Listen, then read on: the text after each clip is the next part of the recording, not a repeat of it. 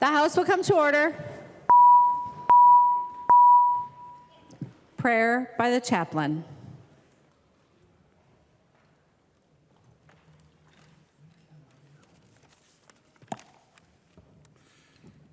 Thank you for this opportunity. I consider it a great blessing to be praying with you and for you this afternoon as you strive together to discern what will serve the common good of our state. Let us pray. Almighty God, the inscriptions that adorn this magnificent capital remind us that those in every age who strive to keep your commandments can hope to find favor and blessing. Help us to see our rightful participation in your providential ordering of creation not as a burden or as a limitation on our freedom, but rather as the keystone to our happiness. May we delight this day in the unchanging laws that you, as the divine lawgiver, have lovingly written on our hearts. And may the legislation that will flow this term from the work of those gathered in this assembly always resonate with your plan for humanity. Kindly teach us how justice and mercy meet in your example, and lead us to follow your compassionate model of selfless love. Never let us forget the needs of our brothers and sisters who struggle with poverty, or who feel alone or downtrodden or vulnerable. Help us to be true reconcilers, even when we have been wronged. Free us from the temptation of holding on to past hurts, and remind us, O Lord, that the line between good and evil does not run between the proverbial us and them, but rather within every human heart. Mold and renew our hearts this day, so that we may be the instruments that you desire us to be. To you, O God, be the glory forever and ever. Amen.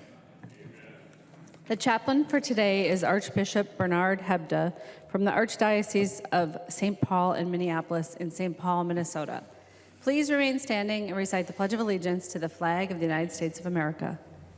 I pledge allegiance to the flag of the United States of America and to the republic for which it stands, one nation, under God, indivisible, with liberty and justice for all.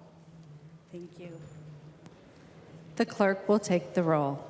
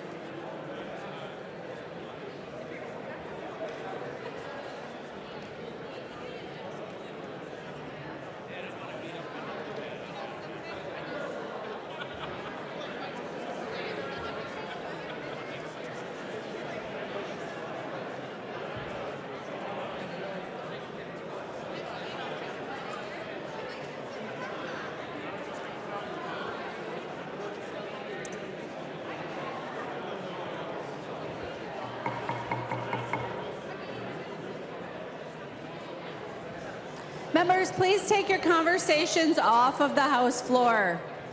Please take your conversations into the retiring room or the alcoves or outside into the rotunda. Will the clerk please call the names of the members who are voting remotely? Hassan. Hassan present. Hassan votes present. Censor Murrah. Okay, here you go. Sam, go ahead. Rotunda. Censor present. Censor Murrah votes present. Smith. Go. Smith present. Smith votes present. The clerk will close the roll.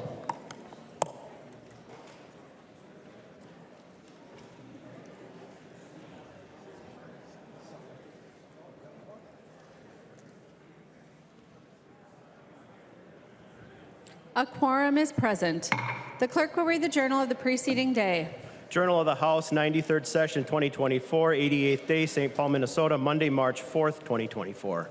If there is no objection, further reading of the journal will be dispensed with and the journal will be approved as corrected by the chief clerk. Hearing no objection, the journal is approved as corrected by the chief clerk.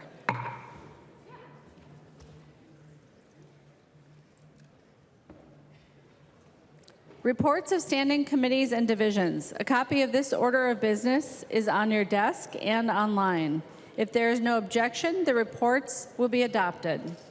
Hearing no objection, the reports are adopted. Second reading of House files. Second reading, House File 3456. Second reading. Second reading, House File 3470. Second reading. Second reading, House File 3473. Second reading. Second reading, House File 3490. Second reading. Second reading, House File 3539. Second reading. Second reading, House File 3599. Second reading. Second reading, House File 3791. Second reading. Second reading, House File 3925. Second reading. Second reading, House File 4015. Second reading. Second reading, House File 4021. Second reading. Second reading, House File 4040. Second reading. Second reading, House File 4041. Second reading. Second reading, House File 4414. Second reading.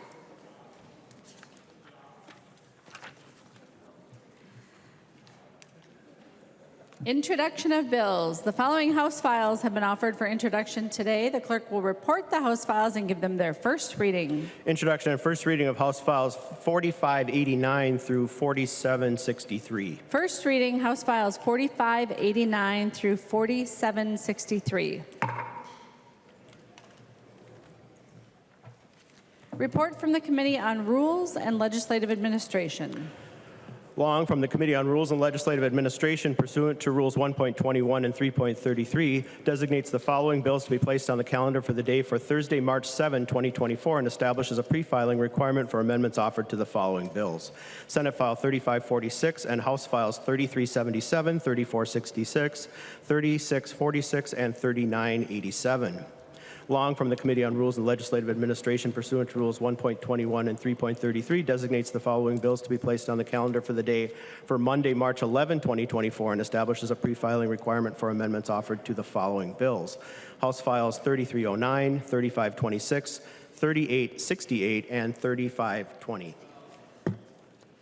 Calendar for the day. The first bill on the calendar for the day is Senate File 3546. The clerk will report the bill. Senate File 3546, number 1 on the calendar for the day, a bill for an act relating to health-related occupations. There are no amendments at the desk. The clerk will give the bill its third reading. Third reading, Senate File 3546. Third reading. I recognize the member from Ramsey, Representative Hurd, to explain the bill. Thank you, Madam Speaker. This bill is a bill, Senate File 3546 is related to midwives, and those are licensed traditional midwives. We've licensed midwives since 1999, and for the last 2 decades, they've been able to order and administer medication on their formulary that is stated in statute. But recently, over the past few months, suppliers have stopped selling medications to these licensed midwives due to recent interpretation of the midwifery statute. So in section 147D.09, it is clear that licensed midwives can administer specific sets of medications named in the statute. After review by the Board of Medical Practice, the Board of Pharmacy, they've determined that this language needs clarification because they would like for it to specifically state that they can purchase and administer those. And so this bill just allows their ability to do that. And so this bill doesn't change anything else related to the practice or scope of the traditional licensed midwives. Discussion to the bill. Is there any discussion to the bill? Seeing none, the clerk will take the roll on the bill.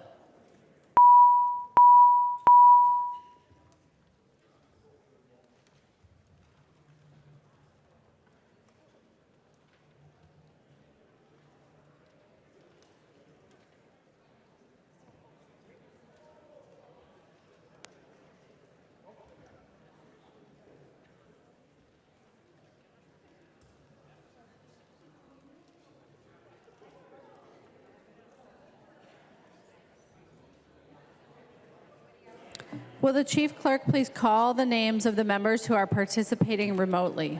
Hassan. I need a second for Hassan. I apologize.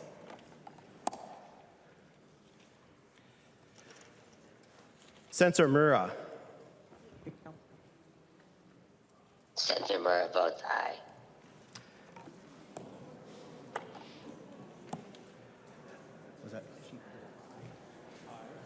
Censor Murrah votes aye. Smith.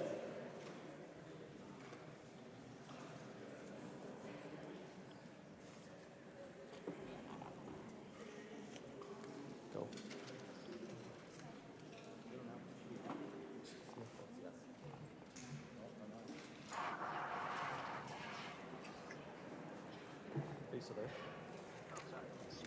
Yes. Smith votes aye. Hassan. Hassan votes aye. Hassan votes aye. The clerk will close the roll.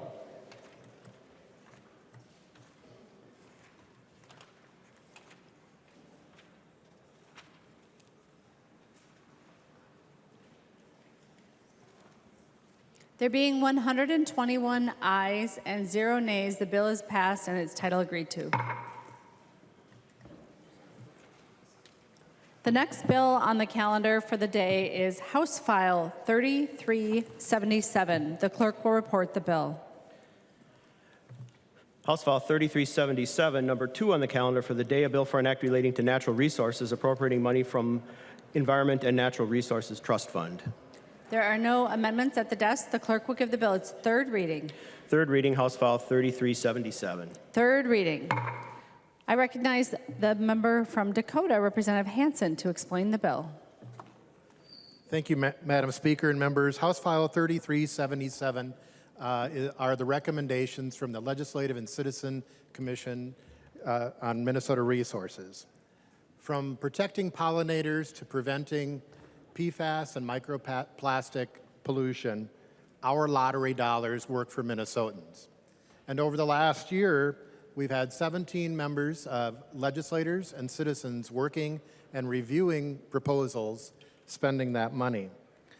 House File 3377 allocates $79.644 million from the Environment and Natural Resources Trust Fund, a constitutionally dedicated trust fund funded from proceeds from the state lottery. I want to acknowledge our colleagues here, Representative Heinzman, Representative Backer, Representative Hollins, and Representative Acom, who participated in that process. And I also want to send a special thanks to LCCMR members, Ms. Becca Nash and her team, Michael Varian, Diana Griffith, Mike Campana, Noah Fribley, and Tom Dietrich. Highlights in this bill include $7 million for the world-renowned University of Minnesota Invasive Terrestrial Plants and Pest Center to continue the work helping respond to those terrestrial invasive species. As I mentioned, pollinators, PFAS, microplastics, as well as projects relating to trails. It's a diverse bill with diverse projects all around the state. Our lottery dollars work for Minnesotans. I'd ask for your support. Discussion to the bill. The member from Traverse, Representative Backer. Yes, Madam Speaker and members. We spent a lot of time on this, just like other bills. In June, when hopefully everybody else was enjoying the summer, We were on Zoom for, I think it was 4 or 5 days straight, 8 hours a day, 7 hours a day. And yes, there are some good projects in this bill with trails, but there are some odd projects in this bill too, members. At the same time, it's something that we are obligated to spend. It would be good that we would see, I would really challenge, especially my members on my side of the aisle, but actually both, to really look at this as a way to help projects in their district that could have an impact with the public good. So on my side, I'm recommending voting your district because there are good projects and there are odd projects. So thank you, members. Further discussion?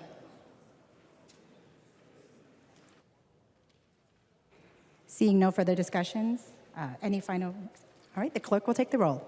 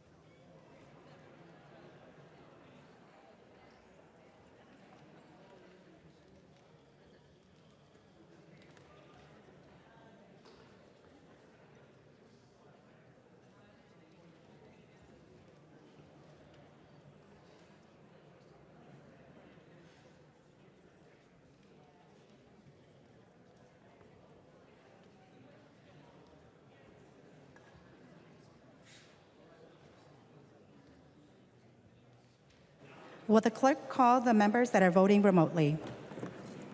Hassan. Hassan, aye. Hassan votes aye. Censor Murrah. Censor Murrah votes aye. Censor Murrah votes aye. Smith. Smith votes yes. Smith votes aye.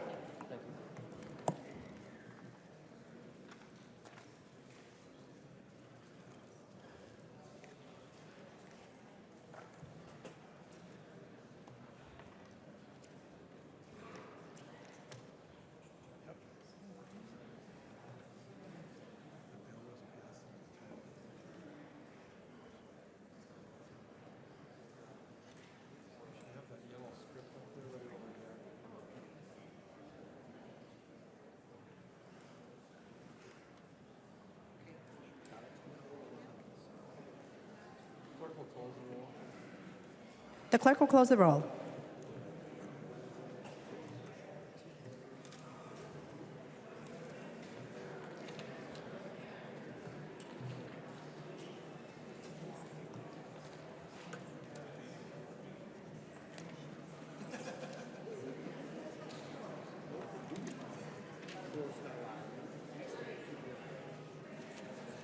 There being 94 ayes and 35 nays, the bill passed and the title agreed to. The next bill in the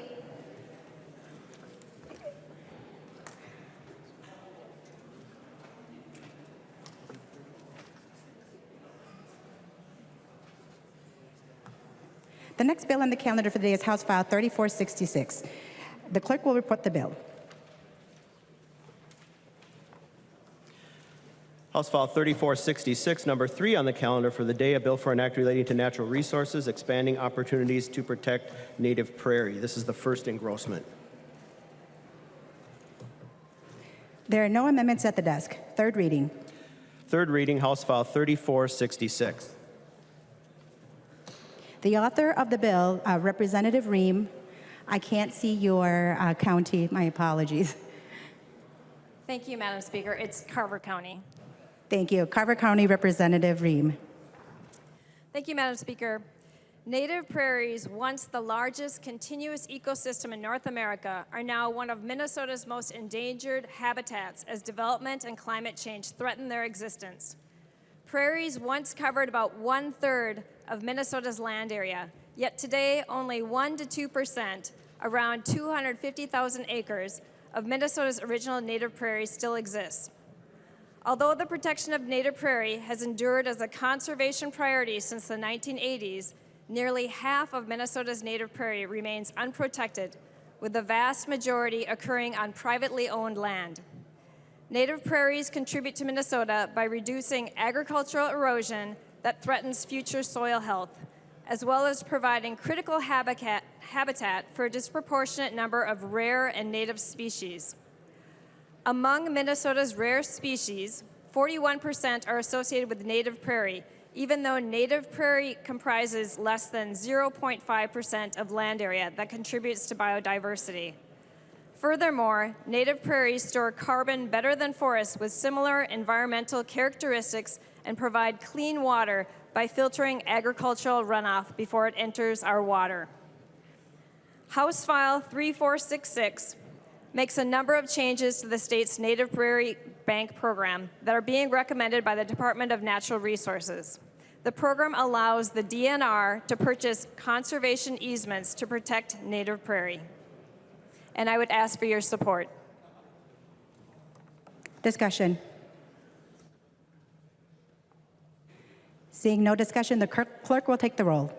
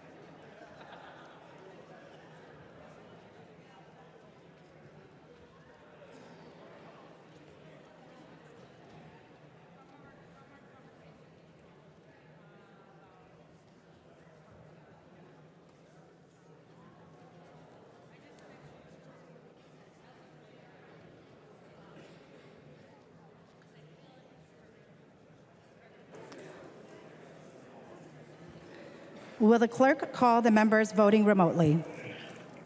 Hassan.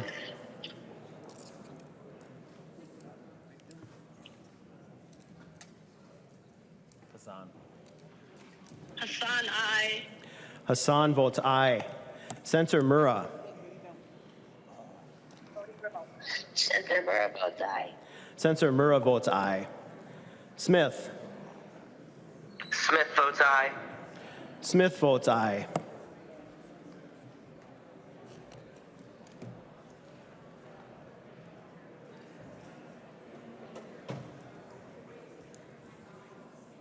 The clerk will close the roll.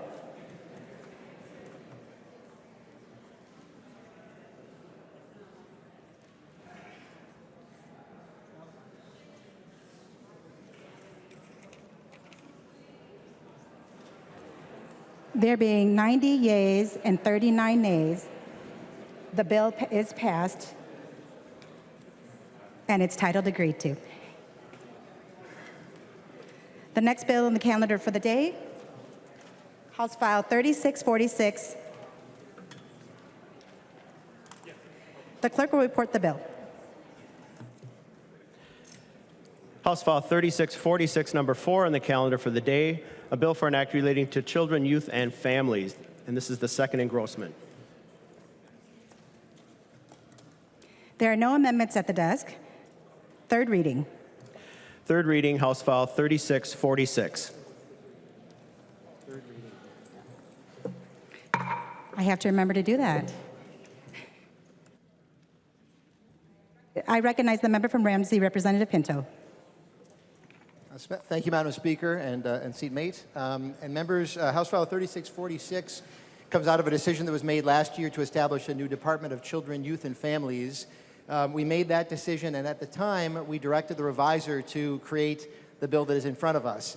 To simply move sections around of statute so that rather than having a fragmented series of statutes that underlie this new agency, there'd be a coherent set that then, if we want to make changes, we have that base for our reviser and nonpartisan staff to work with. So I do want to emphasize this bill is entirely technical. It was drafted by the reviser in consultation with nonpartisan staff. If and as we want to make substantive changes to the operations of programs within the agency, to the operation of the agency itself, anything like that, we'll have that opportunity. This is simply moving the statutes around really for the benefit of the staff that we work with and the people in Minnesota as well, just to have a coherent set of statutes. So with that, I would urge your support for the bill. Thank you, Madam Speaker. The member from Rice, Representative Daniels. Thank you, Madam Speaker. I'd ask Chair Pinto to yield for a question. Chair Pinto will yield for a question. Chair Pinto, we've talked about this for a long time. The bill is more than, well, it's 311 pages, and when you read it, it's all underlined, so it all looks like new language, and I almost stayed up till midnight trying to figure out if it was the same or different. It's just moving the chapters around. But can you guarantee, or can you tell me for sure, if there's anything new than other than moving the chapters of law into a different section? Representative Pinto. Thank you, Madam Speaker. Representative Daniels, thanks for the question. So I've been really clear, and so has Senator Wickland on the Senate side, with the reviser and nonpartisan staff. There should be absolutely nothing in here that makes any sort of change in law, that this should be entirely technical. They've provided that reassurance repeatedly. I should say I am operating, Representative Daniels, on their word for that. But I can tell you that at if there's been any question at any point along the way, the point of this is to be entirely technical with nothing new. And I think as this made its way through 3 committee stops, I think that our nonpartisan staff confirmed that. But I appreciate the chance to provide the confirmation as well in this setting. Thank you. Representative Daniels. Thank you, Madam Speaker. Thank you, Chair Pinto, for the answer. If anything does change, I'm sure you'd be open to amending it or changing it, the language later. So thank you, Madam Chair. Further discussion. The member from Wright, Representative Hudson. Thank you, Madam Speaker. Members, Chair Pinto, I take you at your word. You spoke to me prior to this bill being heard in Children and Families and assured me that it was a simple technical correction with no substantive changes. I took you at your word then, and I take you at your word now. Unfortunately, what that means is we haven't done anything to fix the problems and oversights that resulted from the bill that necessitated this technical correction.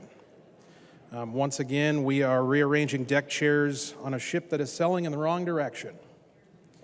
We hear quite frequently about how important it is for us to come alongside those who are in need, our children, our families, and that intention, noble though it may be, is really predicated upon the assurance that we have, not just as legislators, but as residents and taxpayers, that the money that is appropriated for that purpose is actually going to make it to the people who have the need, the people who we intend it to get to service the needs in their lives. And we know for a fact that in many cases that has not been happening. There's nothing new in this bill to restore or strengthen public confidence in our public benefit programs. For years, we've been swimming in a sea of fraud, and the public is almost numb to how obscene it has become. I mean, you use the word fraud and you don't even get a flinch anymore. People just expect that it's baked into the cake. It's as if it's the cost of doing business that needs to be factored into public benefit programs, including our child care, adult care, PCA care, and our nutrition programs. It was just over 2 years ago in January of 2022 that the federal government began their raids and arrests of the alleged perpetrators of the Feeding Our Future scandal involving federal child nutrition programs. In September of 2022, the Department of Justice handed down their first 48 indictments, exposing a massive corruption scheme, stealing more than $250 million from hungry children. This case remains an ongoing investigation with more indictments released just last month. We are now up to 70 defendants. A massive criminal conspiracy to steal money and food intended to feed hungry children during a national emergency. And I really think we ought to pause to appreciate the gravity of that. We're talking about people who were willing to engage in defrauding hungry children. The audacity required to do that. We know that the fraud goes well beyond the federal nutrition programs and the Minnesota Department of Education. Many of these 70 defendants were also deeply involved in Department of Health, of Human Services rather, programs to provide child care, to provide adult care, and to provide personal care services. We're talking about our PCAs. And again, if these individuals are willing to steal food from the mouths of hungry children, there's no reason to believe any act of fraud or theft is beneath them. In the most recent 10 indictments, one of the defendants is the owner and authorized agent for a licensed home and community-based service program. This defendant was indicted by the Department of Justice for receiving and laundering more than $1 million in child nutrition funding. This same person then received $49 million from the Department of Human Services since 2016 for this personal care business. That business is still holding an active license by DHS as of this morning. And the business registration with the Secretary of State is still active and in good standing. It's a pretty decent indication that we have not done the work that's necessary to combat this problem. This is not an isolated case. According to the Minnesota Reformer, no friend of mine, nearly 30 of the defendants have been paid tens of millions of dollars in state money from DHS for running child care centers, adult daycare centers, and PCA services. And as if stealing from MDE and DHS wasn't enough, one of the defendants received a $200,000 cultural mall grant through the Department of Employment and Economic Development. So we now know that this fraud is not limited to MDE, nor is it limited to DHS. It is massive and pervasive and is poisonous to the integrity of programs funded through taxes paid by honest, hardworking Minnesotans. And again, I'll just land on the note that if, in fact, we care about these funds reaching the people who actually need them, this is a problem we will take a more serious look at. Thank you.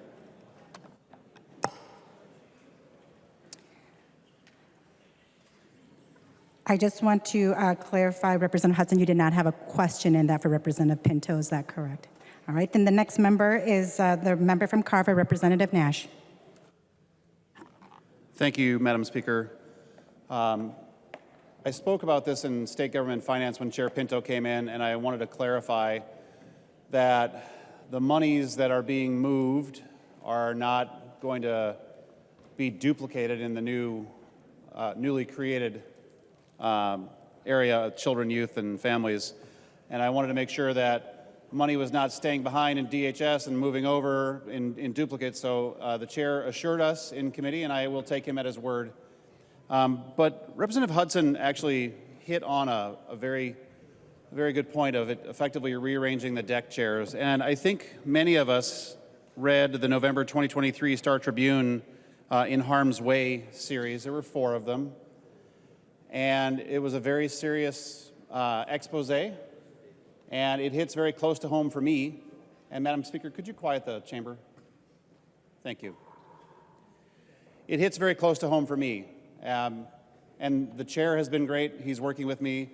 Chair Becker-Finn has helped me and is helping me, has helped in the past.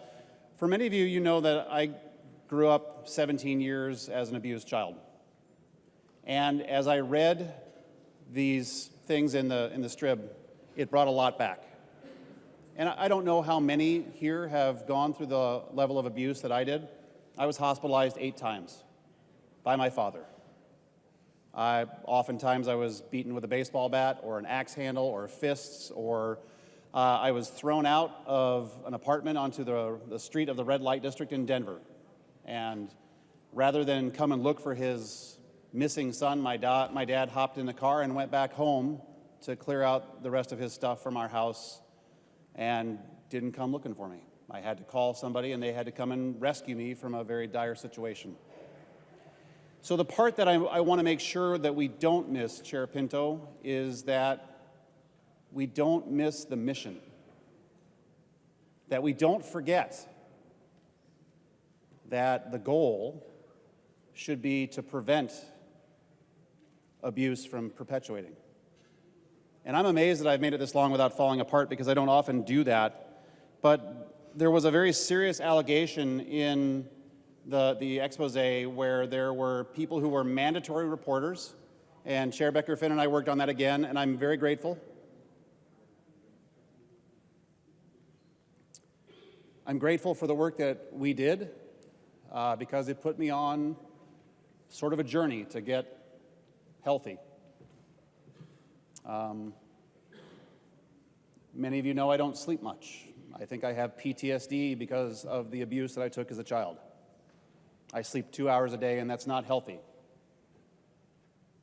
I don't want to move the deck chairs around on the Titanic, and there has to be some change in the statutory mandate of this newly formed agency. We have to make sure that we're putting teeth behind the things that we have in law. We have to make sure that the Jim Nashes don't suffer what I did. That's unacceptable. That a state like Minnesota can get this right. I would up the imperative and say we must get this right. We have to look at this and do better.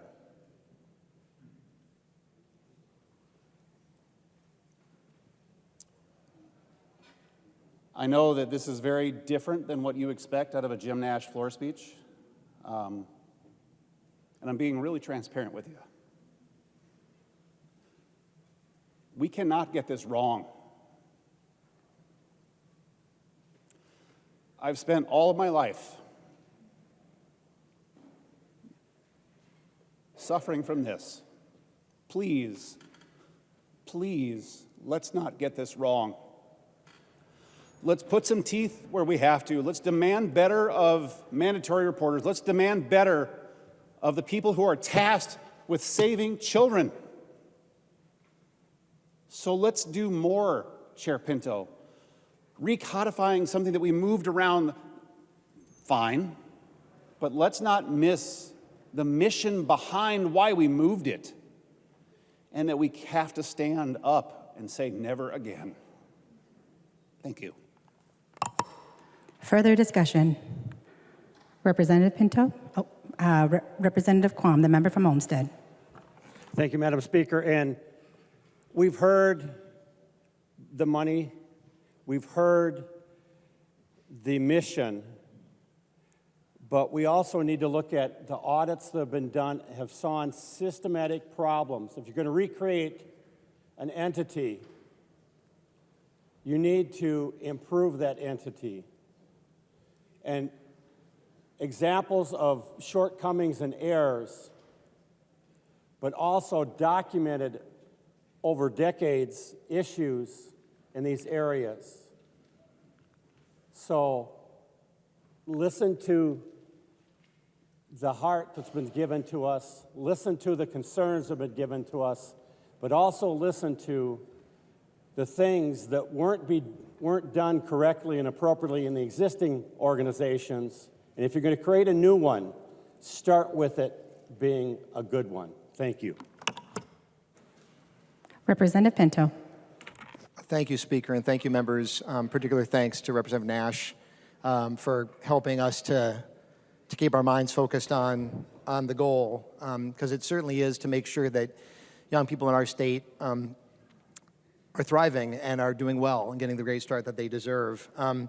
I will say that in response to and kind of prompted by these comments, I am really grateful to the state and federal agencies, to Representative Hudson's point, that identified wrongdoing and responded to it. I'm grateful to all the policymakers who came together really over a number of years, have enacted so many program integrity measures. I think I've handed out the same sheet, I think 4 or 5 years in a row as we've added more and more, and grateful to all of you coming together around that. Grateful especially for those grant review provisions. You'll recall that we put in every budget bill we passed last year as well. And I'm especially grateful to those folks in the administration and those of us working together who had the vision to say that we should focus on the mission, that there should be a state agency dedicated to ensuring that all kids and young people get off to a great start and that their families have the support that they need. And finally, I'm grateful to my colleagues today for recognizing that this bill really is a separate matter from that. It's necessary. Without this bill, we don't have the statutory infrastructure to even be able to address any other points that are raised. This really is on behalf of our reviser and our nonpartisan staff. I will ask you, please continue to bring your best ideas forward to our committee.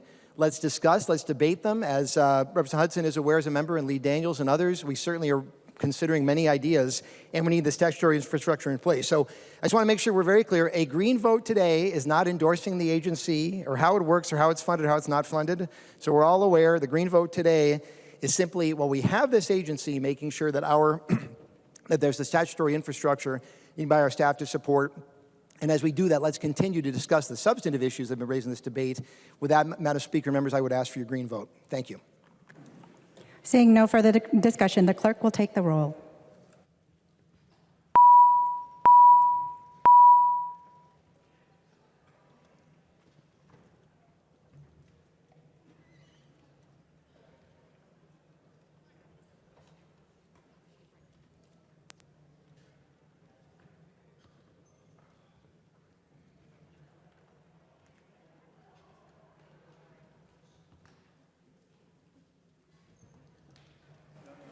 Will the clerk call the members voting remotely?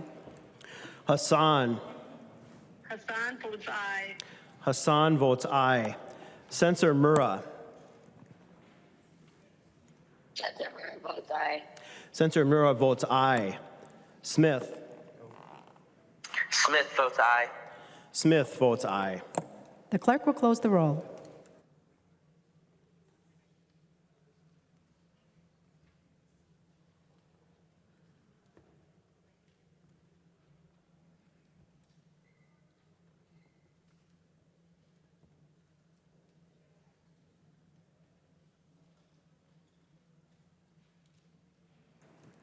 There being 85 yeas and 44 nays, the bill is passed and it's titled agreed to.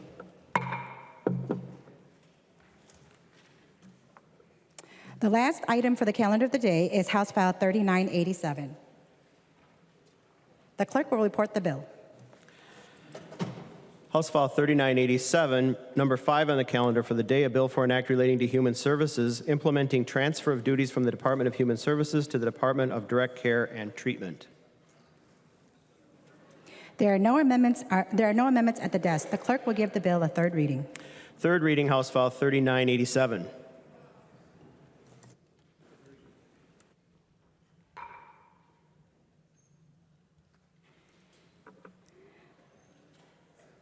The member from Ramsey, Representative Fischer. Thank you, Madam Speaker. Appreciate the opportunity to present House File 3987.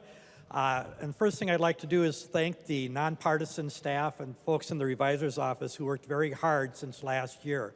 Last year we put into place the opportunity to break the Division of Direct Care and Treatment out and to have it as its own department. They did a lot of work at our direction to make sure that they could break this out. They spent the summer on it. And also the opportunity to thank them for taking the time to meet with not only myself, my staff, but also for Representative Baker and Representative Keel for us taking the time to be able to sit down, have them explain to us what is happening. Basically what we're doing here is just taking the existing law that was out there and transferring over so it will be its own standalone department. And basically what that means is that the staff has reorganized the affected language for clarity and ease of use. They're updating terminology and removing obsolete language. The recodification that we are doing here is not intended to change existing policy or to have a fiscal impact beyond the reorganization of the executive branch functions. It is basically just moving one section in statute to a brand new section, and at that I would ask for everyone's green vote. Discussion to the bill. Any discussion to the bill? The member from Polk, Representative Keel. Thank you, Madam Speaker, and thank you, Chair Fischer. Members, we spent quite a few minutes or hours looking at this bill, and I would ask you the same thing as even though we recodified the bill, that everything in the language is good. There's nothing changed. And as far as the the direct care and treatment goes, Representative Fischer, will we be seeing any other changes or improvements in direct care and treatment? Representative Fischer will yield. Representative Fischer. Madam Speaker, thank you. Representative Keel, thank you for the question. We see nothing different happening in this bill. There will be a different bill that will come through that will have some policy changes that will be coming to my committee within the next 2 weeks. Representative Keel. Thank you, Madam Speaker, and thank you, Chair Fischer.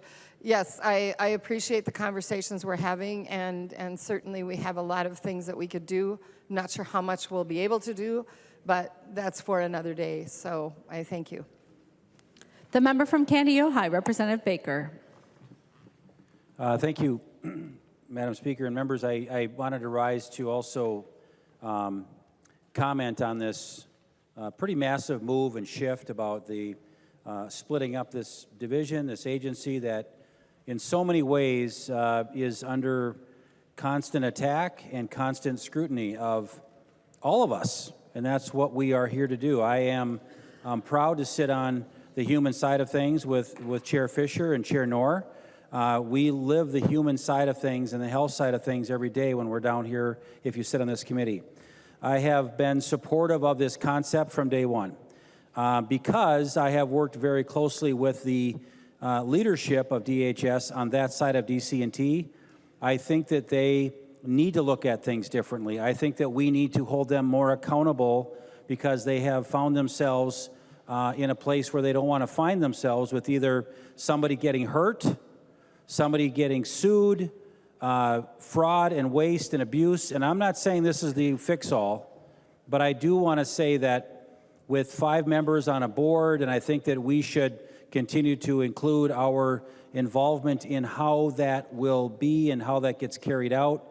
I have suggested that there should be members of each caucus on this board as non-voting members so that we can be alerted to see what is happening in this high level, basically this high level, very challenging hospital system that only exists under the state of Minnesota. So that's an area that I think we have a lot to dive into. So again, I'm looking forward to working alongside of this. I think it's the right thing to do. I plan on supporting it because we do need to find different ways of overseeing the department, and right now it's too spread out, too broad. I appreciate you, Representative Fischer, for bringing this forward. Thank you. Further discussion? Any further discussion? The clerk will take the roll on the bill.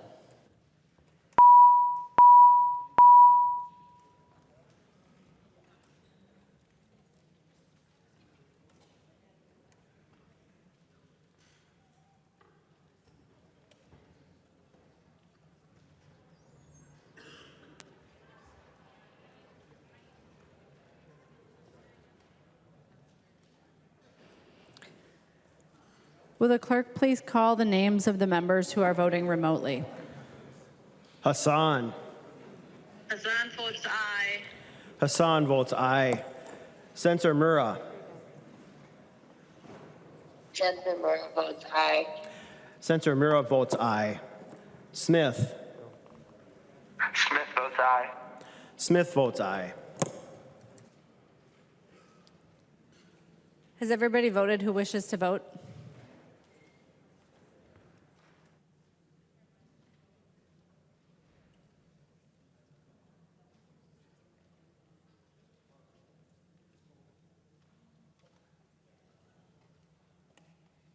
The clerk will close the roll.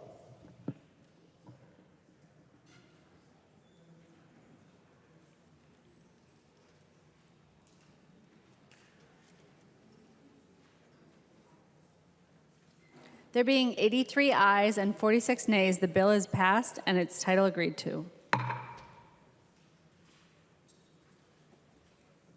Motions and resolutions. There's copies of the non-controversial motions at the House desk and online. If there's no objection, we will take action on these motions first. Hearing no objection, the motions prevail.